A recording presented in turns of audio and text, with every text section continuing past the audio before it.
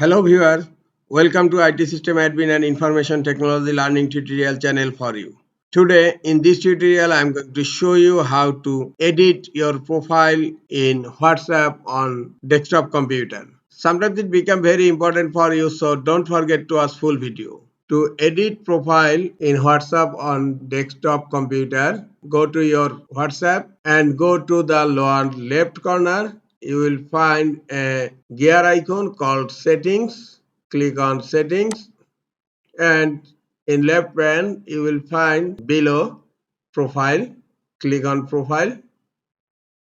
Now in your profile you can edit your profile name.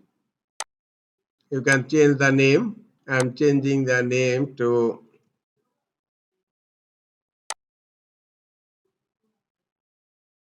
and also you can change your about section.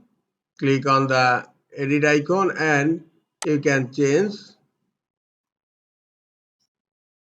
I am typing this is I have just edited something.